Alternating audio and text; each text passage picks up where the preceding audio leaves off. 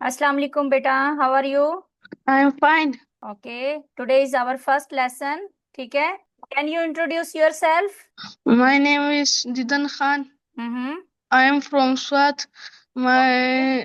My father name is Altaf Khan. How many siblings you have?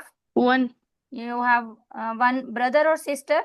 brother, brother. Okay, younger और elder? younger. Younger than you. Okay, you are the eldest one. Right. Yes, okay. yes. You are studying in which standard? Six, I Sixth think your class. mother told me. Yeah, six. Okay. Anyway, whatever, let's start our lesson one. Today it is very easy lesson. Okay. That is grammar का ये पहला lesson है. I will show you. Helping verb is, helping verb is. Yes, Yeah, that is yes, our lesson one. In that we will study about helping verb is. Okay. Is, yes. are, am, that one ना, जो कि ही Yes, she it के साथ लगते हैं. ठीक है, उसके बारे में हम स्टडी करेंगे. फिर उसको कॉन्ट्रैक्शन के साथ हम कैसे स्पीक करेंगे. We will learn this all that. yes, okay. You can see my screen. Screen नजर yes. आ रही है? Okay. First of all, our helping verb is, what is the meaning in Urdu? है. Yeah, है. ओके.